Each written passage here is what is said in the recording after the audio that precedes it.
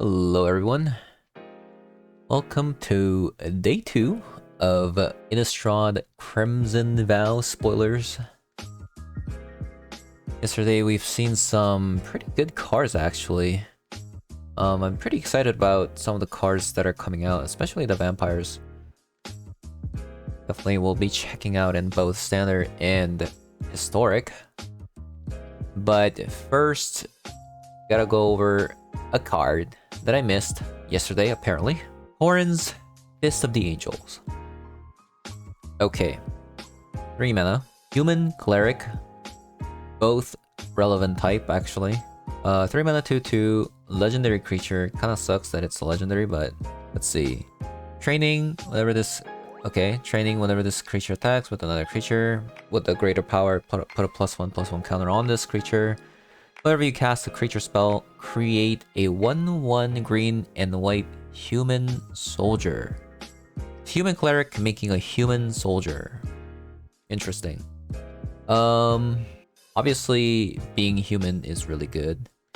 And also the fact that it's also green-white. The color green-white means that you can play this along with the Catilda, obviously. So turn 2 Catilda into Torens seem pretty good because whatever creature spells you cast now can generate mana for Catilda in the future. So on turn 2, let's say on turn 1 you played something. Let's say you played just Barrow Sentinel on turn 1. Turn 2 you play Catilda. Say you played another 1-drop with it, and then you play Torens on turn 3. Following turn, you could maybe play something like Adeline. I mean, it definitely doesn't seem too bad. Also, the fact that Adeline keeps scaling with how many creatures you have, it'll allow you Torens to always get the training, right? That's a pretty cool combo you can do. This card seems great. This kind of reminds me of what is that monk called? Oh, it's called the Monastery Mentor. It's a 3 mana 2/2 with prowess. Whenever you cast a non-creature spell, put a 1/1 white monk creature token with prowess onto the battlefield. Whereas Torens creates a 1/1 green and white human soldier with training whenever you cast a spell. They're both 3 mana and they're both 2/2s. Monastery Mentor is not a legendary though, so definitely a downside here that Torens is a legendary, but I think it might actually see play in historic as well as standard. Looks pretty good. In historic, it might actually push. So right now many of the humans deck don't play Adeline, but because you play Torens and how well they synergize each other, you might consider playing Adeline. It's just that 3 drops are so packed to the brim, so we'll have to see about that in the future. Okay, new cards. Chandra, Dressed to Kill. 3 mana 2 red with 3 loyalty. 3 mana planeswalker. Interesting. I thought they were done with the 3 mana planeswalkers. Okay, +1. Add red. Chandra, Dressed to Kill deals 1 damage to up to 1 target players or planeswalker. Okay. +1, exile the top card of your library. If it's red, you may cast it this turn. What? Wait a minute. Isn't this the same thing as the Chandra Torch of Defiance? +1, exile the top card of your library. If it's red, you may cast it this turn. Torch of Defiance says exile the top card of your library. You may cast it this turn and deals 2 damage. Chandra Torch of Defiance also adds 2 red, but this one adds a 1 red. They put the deal damage onto adding mana instead of drawing a card. I mean, not drawing a card, putting it into exile. Okay. I mean, it's very similar. It doesn't have a minus ability to kill something. It makes sense. It's a 3 mana creature, 3 mana planeswalker. Exile the top 5 cards of your library. You may cast red spells from among them this turn. You get an emblem. Whenever you cast a red spell, this emblem deals X damage to any target, where X is the amount of mana spent to cast that spell. It's very similar. Even the cost is similar. Cost is the same. -7 on Chandra, Torch of Defiance. They also both deal damage depending on the spell's cast. Actually, Torch of Defiance always does 5 damage to any target. This does X damage depending on how much mana you spend to cast that spell. Is this good? The fact that it can't protect itself is kind of a bummer. But it is a 3-mana planeswalker. So I mean it's good. It's good, but is it better than Torch of Defiance though?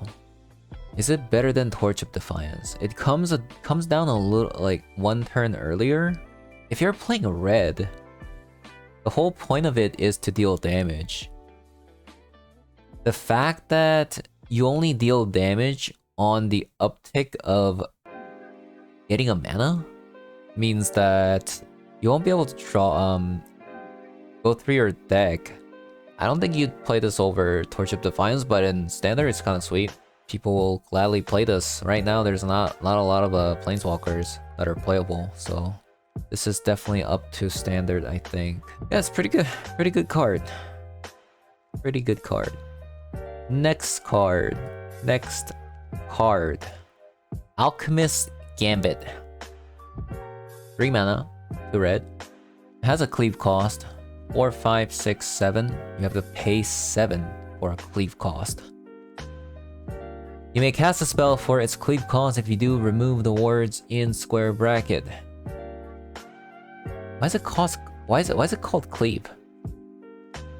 Anybody know? Kinda weird. Take an extra turn after this one. Oh. It's 3 mana. It's like Chance for Glory. Does it also say you lose the game? During that turn, damage can't be prevented. Square bracket. At the beginning of that turn's end step, you lose the game. Okay, so it does say that.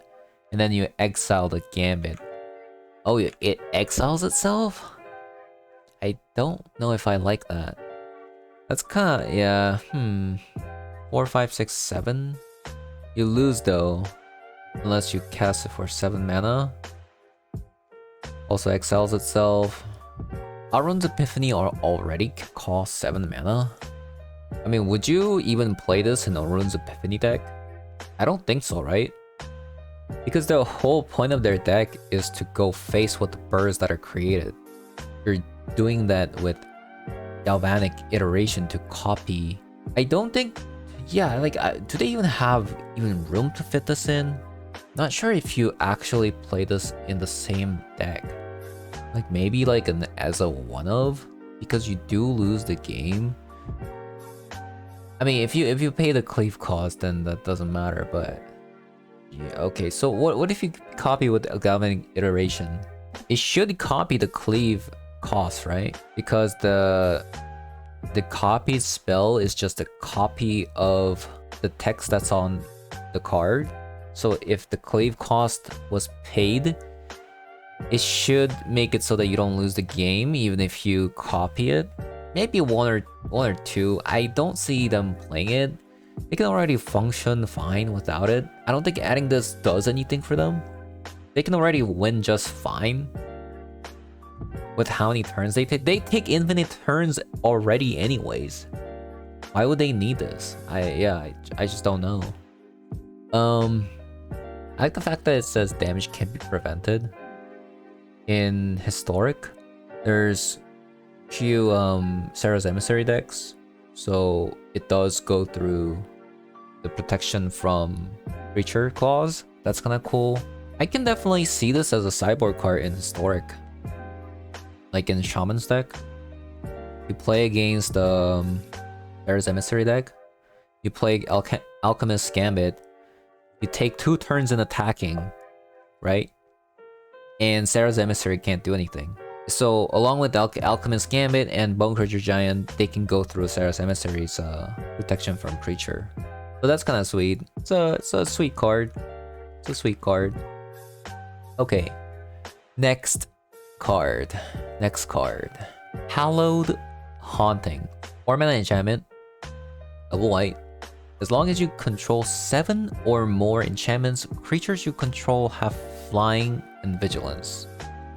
Whenever you cast an enchantment spell, create a white spirit cleric creature token with this creature's power and toughness are each equal to the number of spirits you control. Huh.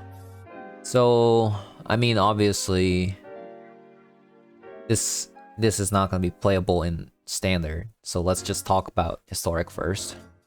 There's now an enchantment deck in Historic. This is 4 mana. This is a contender for the Sigil of the Empty Thrones. Is it better than the Sigil of the Empty Thrones?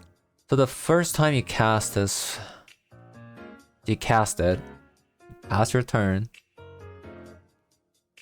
you cast 2 enchantments.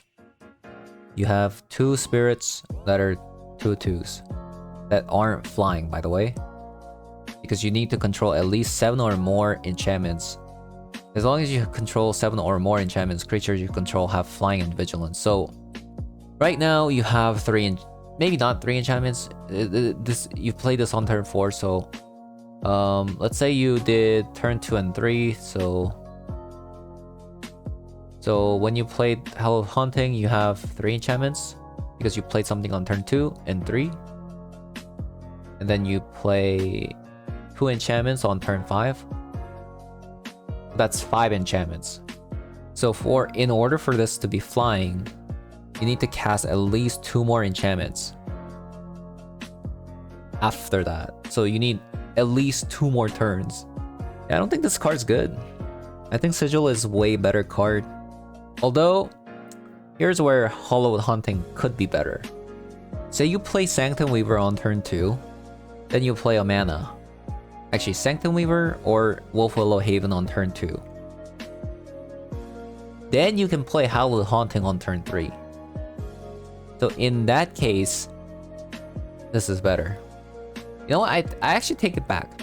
It might actually be a strong contender against the Sigil of the Empty Throne. Because the scaling is there, and the fact that you can play this on turn 3, I think because of that, it's a lot better than we think it is. Yeah, I mean, might be good. Might be good. I'll definitely test it out for sure. Versus the Sigil of the Empty Thrones. Okay, next card. Runo Stromkirk. 3 mana 1/4. Legendary creature. Vampire Cleric. Flying. It's pretty beefy stats. 1/4. Hard to get rid of. It's also flying, which is nice. It can block Elite Spellbinder, which is something to note. When Runo enters the battlefield, put up to 1 target creature card from your graveyard on top of your library. At the beginning of your upkeep, look at the top card of your library. You may reveal that card. If a creature card with mana value 6 or greater is revealed this way, transform Runo Stromkirk. So it actually can transform itself on the following turn if you have a creature with mana value 6 or greater in the graveyard, and becomes a Crothus Lord of the Deep. Kraken Horror, not a Vampire Cleric anymore. A 3/5 flying. Pretty good stats for something that you don't have to pump mana into. It just transforms on its own if you happen to have a 6 or greater mana value in your graveyard. Whenever this attacks, create a tapped and attacking token that's copy of another target attacking creature. If that creature is a Kraken, Leviathan, Octopus, or Serpent, create 2 of those tokens. Well, in Standard, I think it'll be kind of hard to play around with this card, because first you have to have 6 or greater creature, mana cost greater in your deck, which is kind of rare in this in Standard meta at the moment, especially in the colors blue, and black, right? Yeah, you don't really have much. I guess you could play like, I don't know, you can play like Koma in your deck. There's also Xanathar. Yeah, I think it's gonna be a little bit hard to play this in standard, but what about historic? There's definitely some shenanigans you can do with this, right? What if it's like a reanimator deck? A reanimator deck, you just want creatures to stay inside the graveyard. Now you're putting on top of your library. I don't know, it's kind of awkward. Also, those kind of decks don't really have that many creatures for this to copy, so yeah, it's probably not that good. It's probably just a meme. Card's just probably a meme. It's a really cool card though. If I get it, I'll try it out, but I don't know if this card's a thing. It could be a fun brawl card though. A brawl commander. Next card, Manaform Hellkite. 4 mana 4/4, 2 red and a dragon. Flying. Whenever you cast a non-creature spell, create an XX red dragon illusion creature token with flying and haste, where X is the amount of mana spent to cast that spell. Exile that token at the beginning of the next end step. Interesting. Is this card good? Would you play this in the typical like Izzet pile with Goldspan Dragon? Maybe not Goldspan Dragon. What about like maybe with like Smoldering Egg, where you have a bunch of non-creature spells? Although this doesn't do anything on the turn it comes down, it actually has a potential of winning if you get another turn. Which I mean, Izzet can definitely do. I mean, they just got another that lets them take another turn, and it only costs 3 mana. And Manaform Hellkite definitely has the potential of winning the game as soon as you take an extra turn. Because I mean, look at this. You play like a bunch of Smoldering Eggs in your deck, and then you eventually play Manaform Hellkite. Then maybe your game plan is just to beat them down with the illusion tokens it creates, and then you can Alchemist Gambit, take an extra turn, and win the game. That could be another strategy, like another form of deck instead of the Elrond's Epiphany. As for historic, there's probably something you can do with this, but I can't really think of anything at the moment. But pretty cool card for standard at least. 4 mana 4/4 that doesn't do anything. In historic, it might be a little bit too slow. I mean, what am I saying? It is too slow, but maybe you can do something with it. Next card. Path of Peril. 3 mana, double black, sorcery. Cleave 6 mana. You have to pay an extra white here. Destroy all creatures, square bracketed, with mana value 2 or less. Okay, so you cast it for 3. You can conditionally destroy everything that is 2 or less. It's good. I think it's pretty good actually. It is disgustingly expensive to actually board clear with this card though. But just the sheer fact that you can cast this on turn 3, I think it's I think the card's really good. I mean, if the format's really fast enough, I think you'll see Path of Peril, especially the fact that we now have Dahlia in standard now. So like 4 mana board wipes not be enough. You need like 3 mana board wipes. As for historic, I don't think this card will see play unless yeah, I don't think this card will see play just because the fact that there's so many good 3-drops. There's more Must Sensors 3-drops, I think. And why would you play this over, I don't know, Like you also have like Anger of the Gods. There's definitely more answers in Historic for sure. I don't think this belongs in Historic. Next card. Voice of the Blessed. 2 mana 2/2, double white. It's a Spirit Cleric. Okay. Every time you gain 1 or more life, put 1/1/1/1 counter on Voice of the Blessed. Oh, it's a Johnny's Pridemate. As long as Voice of the Blessed has 4 or more +1/+1 counters, it has Flying and Vigilance. Oh wow. That's actually huge. As long as Voice of the Blessed has 10 or more +1/+1, it has Indestructible. I mean, I don't think it'll ever get to 10. Before having 10 counters, they're probably dead. Because even if this has 8 counters, right? Or even 6 counters, by the time you get to 10 counters, you'd probably be dead, right? I mean, your opponent will probably be dead. Cleric might actually be a good deck now. The Cleric deck in Standard, pretty good already. Like, it's not tier 1, but it's like hovering over tier 2 and tier 1.5 maybe. This might push them over the edge. It's just a good card. Even Historic playable. This card is really good. Very, very good. Huh. Can you play this in Scales? And you can make this indestructible, right? How fast can you get 10 counters with Scales? You play Scales on turn 1. So like, you play life gain Scales. Think about that. Hold up. Wait, that's actually really sick. So between Lunarch Veteran and the Soul Warden, you got the 1-drops and you got the Scale, right? So you got the 1-drops. And as for the 2-drops, you play Conclave Mentor, right?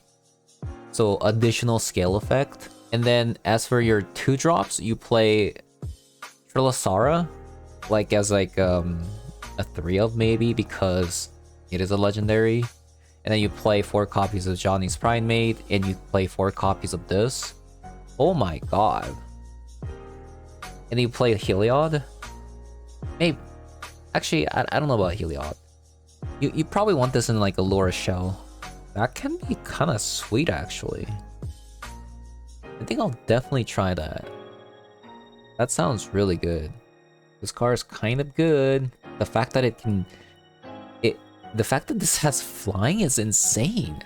I mean, this is definitely the best card that I've seen today, for sure. This card is actually insane. Next card. Witness the Future. 3 mana sorcery, choose target player and up to 4 target cards in their graveyard. That player shuffles those cards into their library. Look at the top 4 cards of your library. Put one of them into your hand and the rest at the bottom of your library in random order. Cards whatever. It's probably like a draft card.